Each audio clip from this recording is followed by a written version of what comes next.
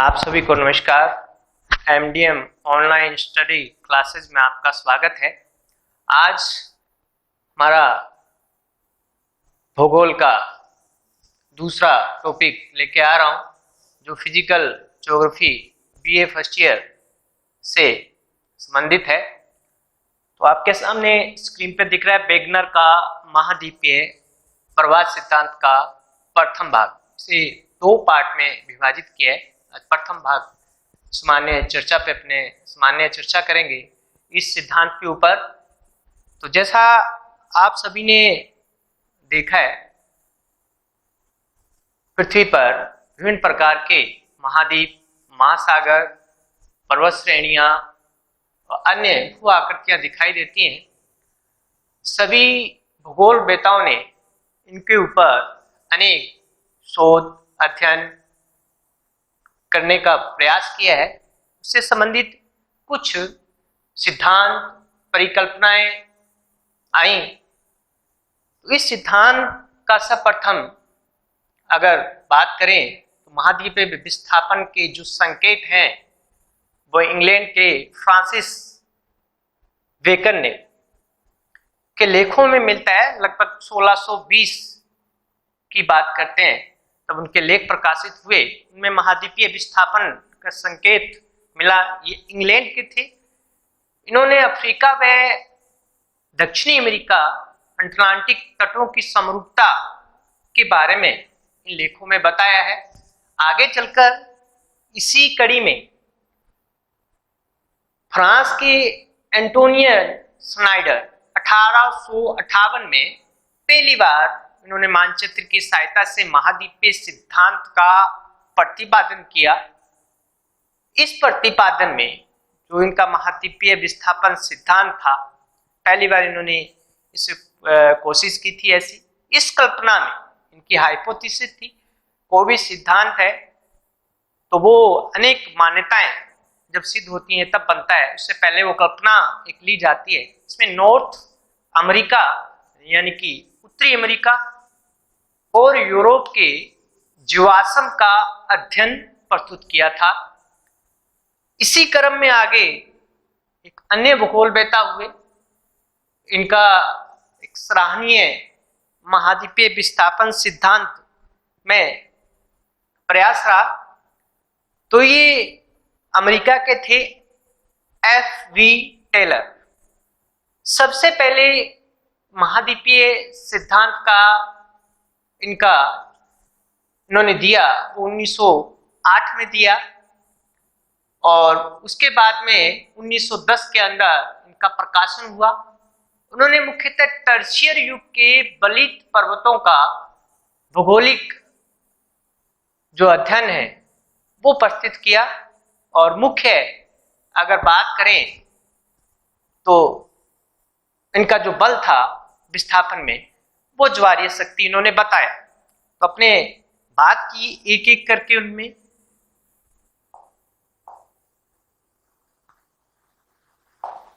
तो अपने सबसे पहले इंग्लैंड की बात की कि इंग्लैंड के विद्वान थे फ्रांसिस बेकन। इन्होंने अपना विचार दिया था इसी 1620 में। उसके बाद में फ्रांस के एंटोनियो स्नाइडर, दोबारा से रिपीट कर देता हूं एक बार, एंटोनियो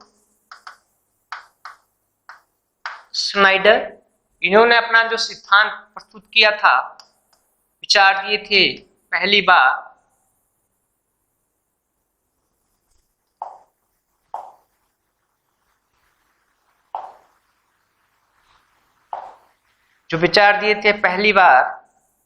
वो लगभग 1858 में दिए थे। उसके बाद में ग्रिफिथ टेलर ने अपना सिद्धांत प्रस्तुत किया इसी क्रम में।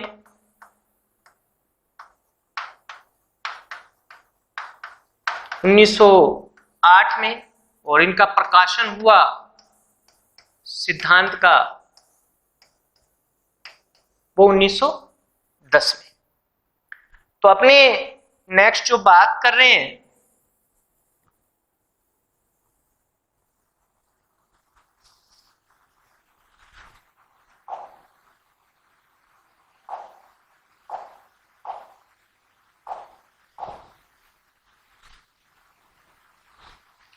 वो वेगनर का महाद्वीपीय प्रवाह सिद्धांत की बात कर रहे हैं अपने, उसी पे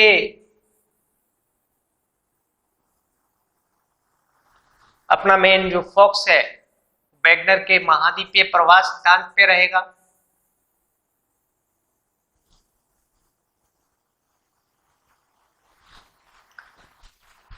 तो वेगनर ने के मन में कई ऐसे संशय थे, उन्होंने दूर करने के लिए काफी जो विश्व का भ्रमण किया, शोध किए कि किस प्रकार से अलग अलग जगहों के अंदर कोयला, कहीं गर्म जलवायु है, कहीं हिमानीकरण के अवशेष, तटों की समानता, चट्टानों की संरचना की समानता, जीवों के अवशेष की समानता, उन्हें अलग अलग जगहों पे देखने को मिले। तो इसी किस प्रकार से जो महाद्वीप हैं वो बने, क्या पहले ये इकट्ठे थे, क्या इसी प्रकार से विभाजित थे, तो इस प्रकार इन्होंने इस सिद्धांत पे अपने विचार प्रस्तुत किए। वेगनर का जो सिद्धांत है महाद्वीपीय प्रवाह सिद्धांत है, उसका प्रथम भाग आज उस पर अपने बात करने जा रहे हैं। तो वेगनर महोदय की बात करते हैं अपने।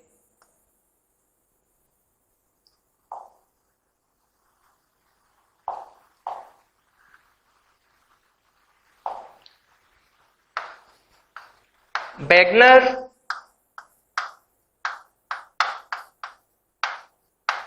महोदय जर्मन के थे और मुख्यतः ये जलवायु वेता थे। इन्होंने अपना जो सिद्धांत जर्मन के थे और जलवायु वेता थे। वेगनर महोदय, अल्फ्रेड वेगनर इनका पूरा नाम है। इनका जो सिद्धांत था वो 1915 में इन्होंने प्रस्तुत किया, 1912 के अंदर, 1912 में प्रस्तुत किया। तब 1915 और 1920 में इनके सिद्धांत का विवेचन इन्होंने किया। उस समय विश्व के अंदर प्रथम विश्व युद्ध की शुरुआत हो चुकी थी, इसलिए सिद्धांत के ऊपर किसी की नजर अधिक नहीं पड़ी। इसलिए आगे चलकर इस सिद्धांत को 1922 के अंदर ये सिद्धांत जर्मन भाषा में प्रकाशित हुआ। तो ये भाषा काफी दूर समझी जाती है, तो इतना फेमस नहीं हुआ। उसके बाद में पुनः ये जो सिद्धांत है 1924 में अंग्रेजी भाषा में प्रकाशित हुआ और जल्दी से पूरी दुनिया के अंदर फैल गया। तो ये इनका शुरुआती परिचय दिया है मैंने आपको। किस वेगनर महोदय जर्मन के थे, 1922 या 1912 के अंदर इन्होंने सिद्धांत दिया था। 15 और 20 में विवेचन हुआ, 22 में जर्मन भाषा में प्रकाशित, 1924 में अंग्रेजी भाषा में, उसके बाद में इसको थोड़ी ख्याति मिली। इस सिद्धांत के जो मुख्य उद्देश्य थे वेगनर महोदय ने बताया जैसा मैंने आपको पहले ही बताया कि अलग अलग विश्व की स्थानों पर एक रूपता देखने को मिली और इस एक रूपता को दूर करने के लिए उन्हें काफी शोध किए, भ्रमण किए, तथ्य जुटाए। उन तथ्यों के आगे चल के अपनी बात करेंगे। सिद्धांत का जो मुख्य उद्देश्य था इनका, वो अंटार्कटिका पर कोयला का पाया जाना। अब अंटार्कटिका पे जो कोयला पाया गया उसके जो गुण थे, कैसे निर्मित हुआ, तो सभी जानते हैं अपने कि बहुत ज्यादा अधिक ताप और दाब की उष्णकटिबंधीय भाग में आर्द्रता होती है, वहां पेड़ पौधे ज्यादा होते हैं। तो आज वर्तमान में ये क्षेत्र है वो बर्फ है, तो कोयला कैसे है यहाँ पे। प्रायद्वीपीय भारत में हिमावरण के चिन्ह मिले। अफ्रीका और साउथ अमेरिका में कार्बोनिफेरस हिमानीकरण के युग में अवशेष मिले। मध्य यूरोप और यूएसए के अंदर भी ऐसे ही हिमानीकरण के चिन्ह देखे गए। राजस्थान में भी इस प्रकार के हिमानीकरण के चिन्ह देखने को मिलते हैं। तो ये सभी जलवायु संबंधी जो विभेद थे उनको दूर करने का उनका प्रयास था, यानी कि मेन उनका उद्देश्य था कि जलवायु संबंधी विभेद आए कैसे, क्या कारण रहे उनके। उसी आधार पर उन्होंने सिद्धांत को आगे की ओर बढ़ाया। तो सिद्धांत का मुख्य उन्होंने दो आधार, अपनी दो मुख्य आधार चुने। दो, नंबर एक अगर बात करते हैं अपने आधार की, तो दो मुख्य आधार थे इनके सिद्धांत के।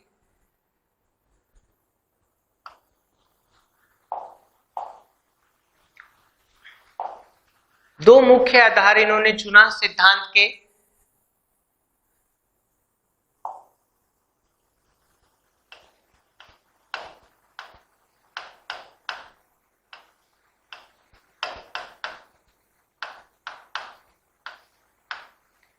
सिद्धांत के मुख्य जो आधार है वो उन्होंने चुने दो, को अपने देखते हैं। तो पहला जो आधार था, उन्होंने बताया कि स्थल भाग स्थिर रहे होंगे और जलवायु कटिबंध में परिवर्तन हुआ होगा।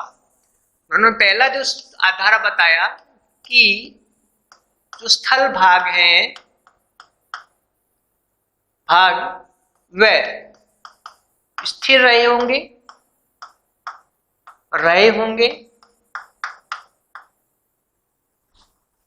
जबकि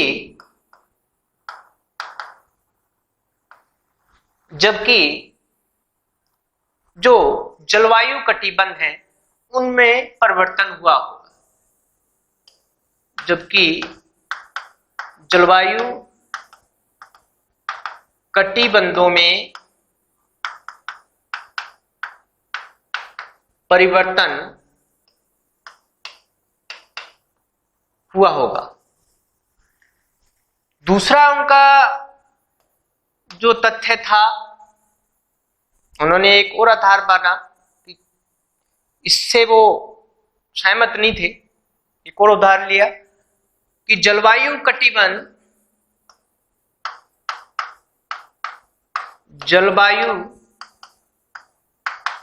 कटिबंध तो स्थिर रहे होंगे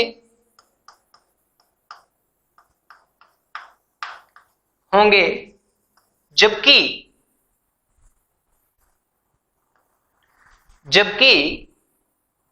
महाद्वीपीय विस्थापन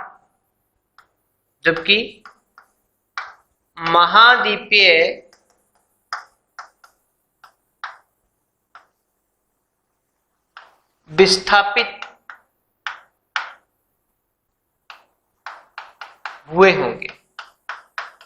जैसा मैंने आपको पहले ही बताया था, जो इनका जो सिद्धांत है वो महाद्वीपों का एक प्रभाव और महासागर तली के जो स्थिरता को लेकर उस पर ये सिद्धांत दिया है। तो मुख्यतः महाद्वीपों के प्रभाव की सिद्धांत की बात करते हैं। 2 आधार थे, स्थलभाग वे स्थिर रहे होंगे, जबकि जलवायु कटिबंधों में परिवर्तन हुआ होगा। तो नेक्स्ट उन्होंने बताया कि जलवायु कटिबंध तो स्थिर रहे होंगे और महाद्वीपीय प्रभाव सिद्धांत, महाद्वीपीय जो है वो विस्थापित हुए होंगे या प्रभावित होंगे। इसी को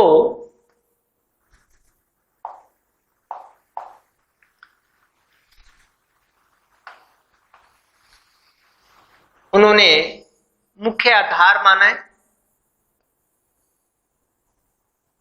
जो आधार है 2 में से जलवायु कटिबंध तो स्थिर रहे होंगे, महाद्वीपों में विस्थापन हुआ होगा। इसी को उन्होंने आधार मानते हुए अपना सिद्धांत आगे बढ़ाया। तो सिद्धांत के आधार की अपने बात कर चुके हैं। नेक्स्ट अपने बात कर रहे हैं अब सिद्धांत की रूपरेखा।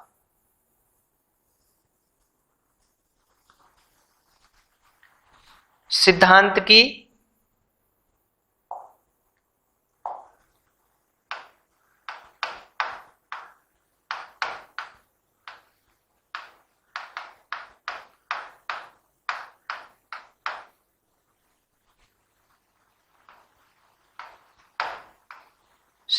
की रूपरेखा के ऊपर अपने चर्चा करते हैं, हमको आगे बढ़ाते हैं। तो जलवायु कटिबंध स्थिर माने और महाद्वीपीय भागों में विस्थापन हुआ होगा। इसी के साथ वो आगे बढ़ते हैं और बताते हैं कि पेंजिया, जैसा मैंने आपको पहले चित्र दिखाया था, एक इस तरह से, ये आपके सामने एक पेंजिया है का चित्र है। उन्होंने बताया ये जर्मन भाषा के थे, जर्मन में इन्होंने ये प्रकाशित पहले किया था, जर्मन के रहने वाले थे, जलवायु वेता थे। तो ये जो आपके सामने चित्र है, सामने सिद्धांत की रूपरेखा मैं बता रहा हूं। तो एक बहुत बड़ा स्थलखंड का भाग था जिसे अपने सुपर पेंजिया का नाम दिया गया है। यहाँ बहुत बड़ा महाद्वीप जुड़े हुए थे सारे के सारे। ये इसके चारों तरफ ये जो भाग है इनको सम्मिलित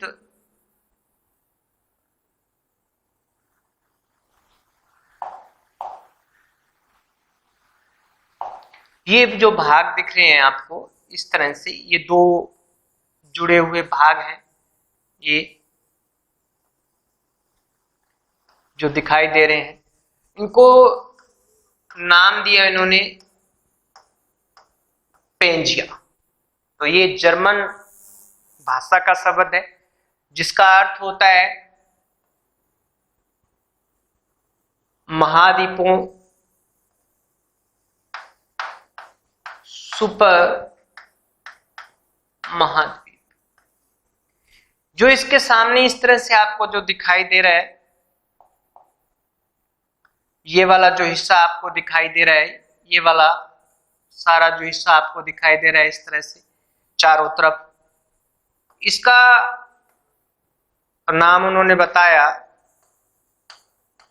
पैंथालासा, यानी कि एक बड़ा जलराशि, बहुत बड़ी जलराशि जो चारों तरफ से इसे 2 भागों, चारों तरफ से जलराशि ने इसे घेर रखा था, जिसका नाम उन्होंने पैंथालासा बताया।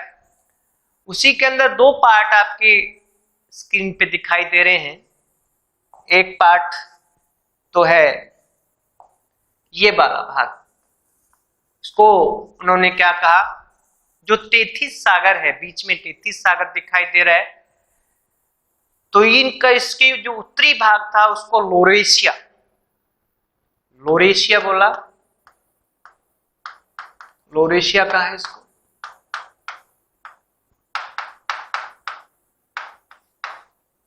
कई जगह अंगारालैंड भी पढ़ने देखने को मिलता है। इसके दक्षिणी भाग, यानी तेथिस सागर का जो दक्षिणी भाग था, इसको इन्होंने गोंडवानालैंड बोला, जो काफी स्थिर मानते हैं, भूगर्भ बहता, यहाँ भूकंप बहुत कम देखने को मिलते हैं। बीच में जो भाग दिखाई देता है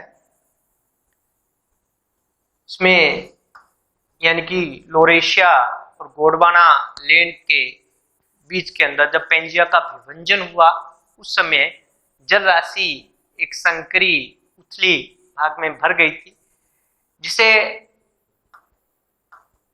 टेथिस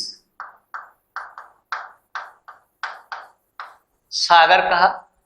इनकी इन्होंने एक पूरे स्थलखंड को पहले जुड़ा हुआ माना है।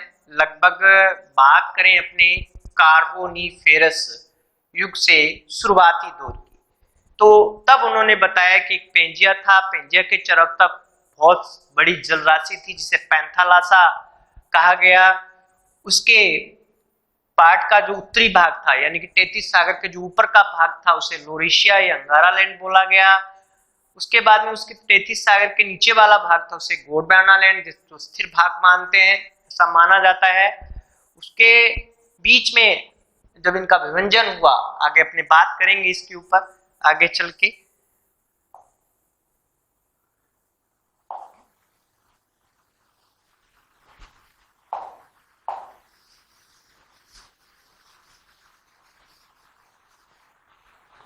तो इस प्रकार से उन्होंने बताया कि जो पेंजिया था वो मैंने अभी बताया आपको।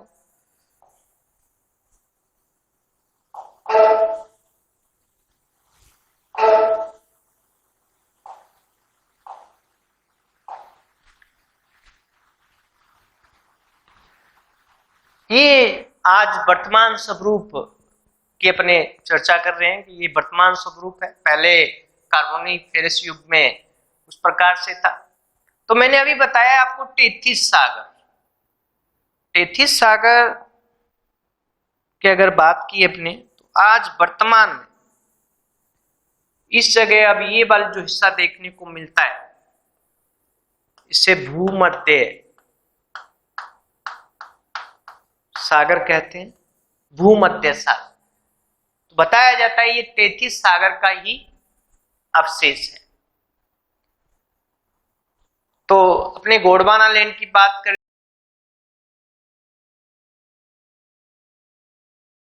को मिला है। आगे चलकर कार्बोनिफेरस युग के जब लगभग आज से 30 करोड़ वर्ष पहले की बात करें तो इस विभंजन हो गया था। तो इस विभंजन के अंदर दो खंड, जैसे मैंने आपको पहले ही बताए थे, ये दो खंड थे, ये दो खंड थे। तो लोरेशिया के अंदर उन्होंने बताया कि ये भी टूटा, तो इसके अंदर नॉर्थ अमेरिका यानी उत्तरी अमेरिका और यूरोप और बात करें अपने एशिया,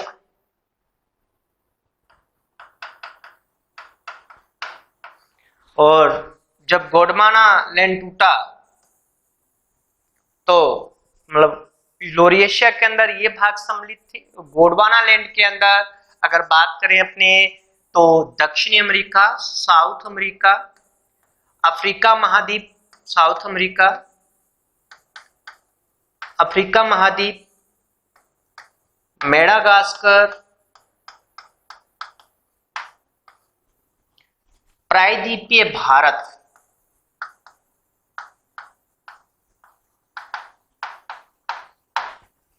ऑस्ट्रेलिया,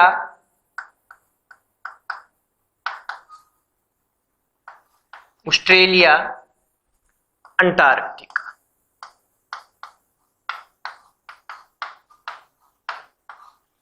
ये भाग गोंडवाना लैंड के हिस्से हैं और लोरेशिया के उत्तरी अमेरिका, यूरोप और एशिया इनके भाग। तो नेक्स्ट इस सिद्धांत में और आगे बढ़ते हुए उन्होंने बताया कि पेंजिया जो टूटा कैसे टूटा। उन्होंने दो बल बताए मुख्यतः पेंजिया टूटने के, दो बल मुख्यतः बताए हैं जिसमें पेंजिया का विभाजन हो गया।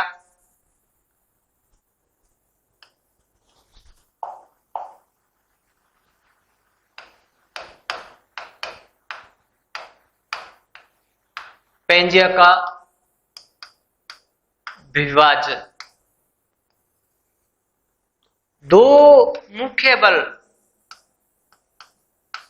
उन्होंने बताए हैं पेंजिया के विभाजन में। नंबर 1 गुरुत्व आकर्षण बल व प्लवनशीलता बल। दूसरा बल जो इनका रहा वह ज्वारीय। तो दो पेंजिया का विभाजन में दो मुख्य बल थे, गुरुत्वाकर्षण बल, प्लवनशीलता और ज्वारीय बल। तो इस तरह से महाद्वीप के विस्थापन की एक कल्पना इन्होंने की है यहाँ पे। तो उन्होंने बताया है कि गुरुत्वाकर्षण व प्लवनशीलता बल के कारण महाद्वीपों के अधिकतर भाग, महाद्वीपों के अधिकतर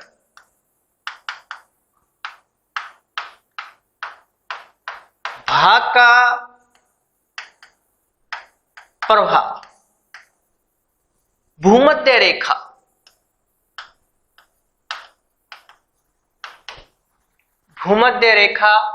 की ओर देखने को मिलता है। और दूसरा जो ज्वारीय बल था, इसके कारण जो स्थलखंड के भाग थे वो पश्चिम की ओर प्रवाह होते दिखाई देते। तो अपने गुरुत्वाकर्षण बल और प्लवनशीलता बल के पहले टॉपिक उस पर अपने बात कर रहे हैं। पहले इसी पे बात करेंगे, गुरुत्वाकर्षण व प्लवनशीलता बल। जैसा आप सभी जानते हैं कि पृथ्वी का गुरुत्वाकर्षण बल या किसी हर प्रत्येक वस्तु का गुरुत्वाकर्षण बल होता है, उसका द्रव्यमान भी होता है, सबका अलग अलग द्रव्यमान होता है, सबका अलग अलग गुरुत्वाकर्षण बल होता है। इसी प्रकार से प्लवनशीलता बल की बात करें, जैसे आप सभी जानते हैं कि प्लवनशीलता जो बल है वो पानी में जब किसी वस्तु को या कोई भी वस्तु जब डूबती है एकदम से ऊपर की ओर आती है तो जो बल लगता है उस पर वो प्लवनशीलता का बल कहलाता है। तो अपने इन बलों के आधार पे, गुरुत्व और प्लवनशीलता के आधार पे उन्होंने महाद्वीपों का भूमध्य रेखा की ओर प्रभावित होना या प्रभाव होना बताया। तो विस्थापन, जब महाद्वीपों का विस्थापन हुआ तो पेंजिया जो था उनको उन्होंने 3 भागों में बांटा। पेंजिया था वो 3 भागों में बांटा है। पेंजिया को 3 परत उन्होंने बताई इसमें। तो एक है ऊपर वाली जो सियाल है, दूसरी है सीमा, तीसरी है नीफे। जैसा आप सभी जानते हैं कि सियाल का जो घनत्व है वो सीमा से कम है, सीमा का घनत्व वो नीफे से कम है। तो मुख्यतः उन्होंने 3 जो परतें ये बताई हैं। उन्होंने बताया कि पेंजिया जो था, स्थलखंड भाग जो थे वो तैर रहे थे सीमा पे बिना रुकावट के तैर रहे थे। तो उस पे बल लगा गुरुत्व और प्लवनशीलता बल। तो विस्थापित होते हुए जो स्थलखंड थे, तैरते स्थल भाग के गुरुत्व के केंद्र तथा उसके प्लवनशीलता का केंद्र, गुरुत्व का केंद्र और प्लवनशीलता के केंद्र के संबंध पे आधारित इन्होंने प्रभाव बताया है किस ओर? भूमध्य रेखा की ओर।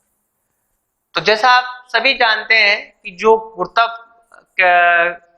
और प्लवनशीलता के केंद्र का बल होता है वो विपरीत दिशा में कार्य करता है, लेकिन पृथ्वी गोलाकार ना होकर अंडाकार है, इसलिए पृथ्वी गोलाकार ना होकर अंडाकार है, इसलिए ये बल जो थे, कौन से गुरुत्वाकर्षण और प्रबलशीलता का बल जो थे वो अच्छी तरह से यानी कि प्रत्यक्ष रूप से उसके विपरीत दिशा में बल नहीं लगा पाई। मैंने अभी बताया आपको इसका जो बल होता है विपरीत दिशा में कार्य करता है, लेकिन पृथ्वी गोलाकार ना होकर अंडाकार है, इसलिए ये प्रत्यक्ष रूप में विपरीत दिशा में बल नहीं लगा पाए। तो ये प्रबलताशीलता जो ये प्रवणशीलता का जो बिंदु है वो गुरुत्व केंद्र के नीचे, ये प्रबलशीलता का बिंदु और गुरुत्व आकर्षण बल का बिंदु के नीचे होता है। तो जो इसकी गति है, इसके स्थलखंड भागों की जो गति है भूमध्य रेखा की ओर होती है कि प्रबलशीलता बिंदु और गुरुत्वाकर्षण बल का बिंदु के नीचे प्रबलशीलता का बिंदु होगा तो इनकी जो गति है वो भूमध्य रेखा के ओर हो जाएगी। इसीलिए जो पेंजिया के भागों का विभाजन हुआ वो भूमध्य रेखा की ओर प्रभावित हुए। तो आगे चलकर इन्होंने बताया कि पेंजिया विभाजित हुए। यहाँ पे लगभग आज से पेंजिया का विभाजन की अगर बात करें अपने, तो पेंजिया का जो विभाजन होता है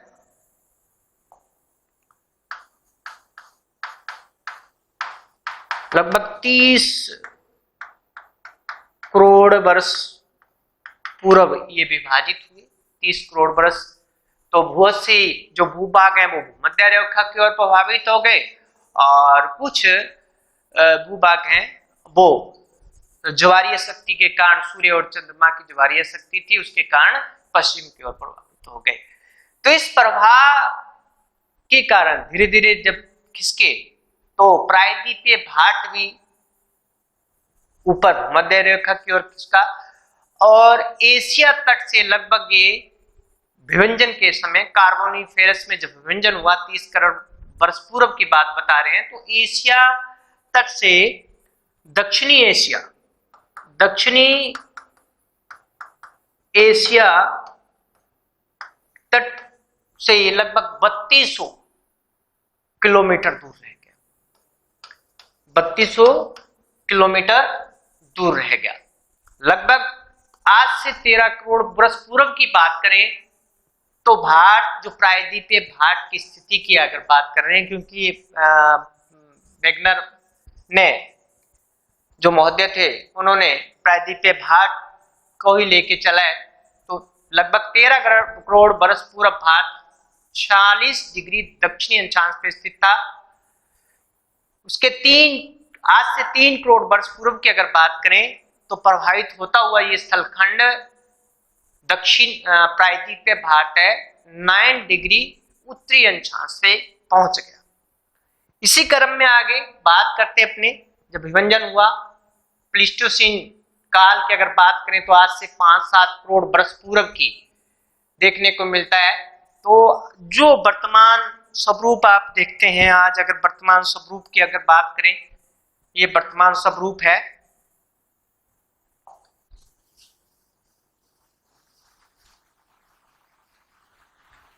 ये वर्तमान स्वरूप है।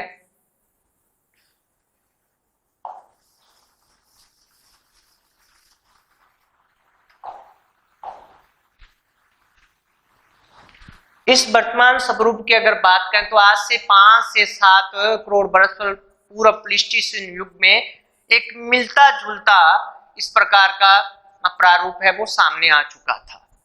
तो अटलांटिक महासागर भी धीरे धीरे बड़ा होने लग गया। ग्रीनलैंड जो ये ग्रीनलैंड दिखता है वो यूरोप से टूट गया और टूट के धीरे धीरे पश्चिम की ओर बढ़ने लग गया। प्रशांत महासागर है वो बहुत बड़ा था, जो पैंथालासा के रूप में महासागर में वो संकुचित होने लग गया। अटलांटिक उसी समय दक्षिणी ध्रुव, जो आपको ये दक्षिणी ध्रुव दिखाई देता है अब, ये उस समय अफ्रीका महाद्वीप के जो नेटाल है वहां पे स्थित था। भूमध्य रेखा व ध्रुवों की स्थिति में पर्याप्त अंतर देखने को मिलता है। भूमध्य रेखा व ध्रुवों की स्थिति में पर्याप्त अंतर देखने को मिलता है। मैं बात कर रहा हूं सिल्यूरिन युग की। सिल्यूरियन युग के अंदर भूमध्य रेखा जो उत्तरी गोलार्ध में है, नॉर्वे, उसके भी उत्तर में थी भूमध्य रेखा। अब वर्तमान में ये जो नॉर्वे, स्वीडन, फिनलैंड, इनको स्कैंडिनेवियाई कंट्रीज कहते हैं। यहाँ पे देखने को आपको मिलेगा।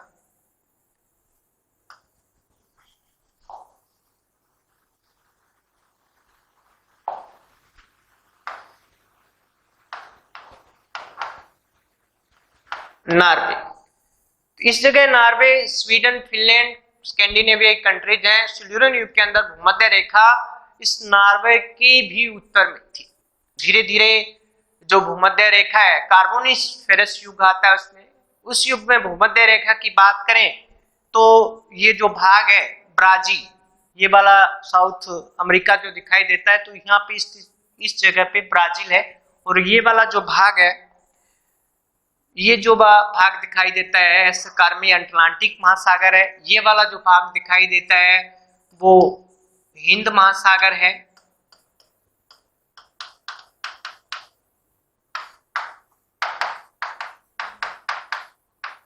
अटलांटिक है। और ये वाला पार्ट प्रशांत महासागर है वर्तमान में। और ये अंटार्कटिका महाद्वीप है और ये आर्कटिक महासागर है। आर्कटिक महासागर है। तो अपने बात कर रहे थे कार्बोनिफेरस युग।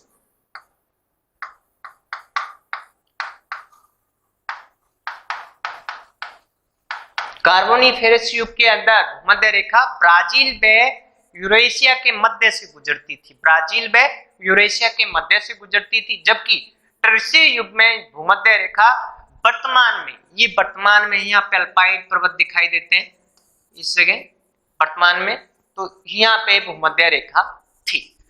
तो ये अपने अभी बात की मुख्यतः गुरुत्व बल व परिवहनशीलता बल एक बल था। दूसरा बल था ज्वारीय बल। ज्वारीय बल के कारण जो भूभाग हैं वो मुख्यतः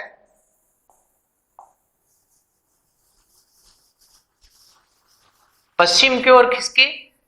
और इसमें मुख्यतः जो बल था ज्वारीय बल के अंदर वो सूर्य व चंद्रमा का बल था। ये ज्वारीय बल दूसरा था। उन्होंने जो बल की बात करी थी उसमें मुख्यतः जो बल था वो चंद्रमा व सूर्य का ज्वारीय बल। तो शुरुआत के अंदर जब चंद्रमा का निर्माण पृथ्वी से एक टूटा हुआ भाग माना जाता है, काफी नजदीक हुआ होगा। जैसा आप सभी जानते हैं, पृथ्वी है जो पश्चिम से पूरब की ओर घूमती है। पृथ्वी की अगर बात करें तो ये रोटेट करती है। ये वाला जो पार्ट है देखें तो ये पश्चिम से पूरब की ओर घूमती है, पश्चिम से पूरब की ओर घूमती है। जबकि चंद्रमा रोटेट करता है वो पूरब से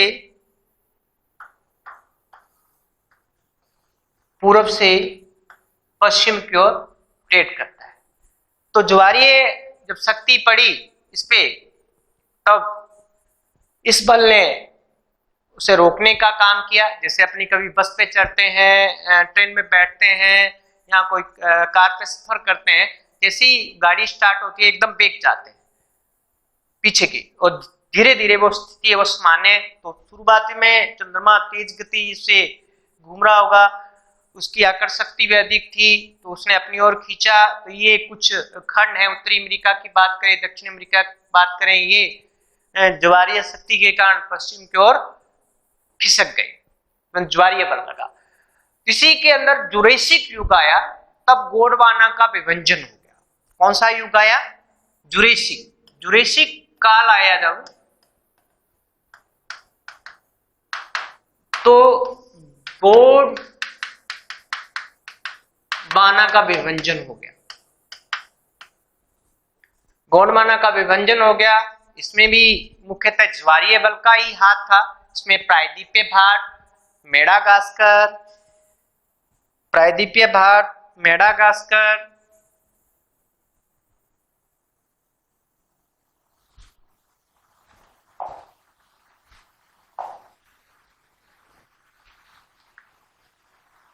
तो ये प्रायद्वीपीय भारत की अगर बात करें, ये मेडागास्कर द्वीप है, इसकी बात करूं मैं। उसके बाद में ऑस्ट्रेलिया, जो ये यहाँ पे दिखाई देता है ऑस्ट्रेलिया, ये अंटार्कटिका महाद्वीप है यहाँ पे। और ये ज्वारीय वर्ण के कारण जुरेसिक काल के अंदर अलग हो गए, और नॉर्थ अमेरिका और साउथ अमेरिका वो पश्चिम की ओर प्रभावित हो गए। तो इस प्रकार से आज मैंने आपको वेगनर के महाद्वीपीय प्रवाह सिद्धांत का परिचय करवाया है।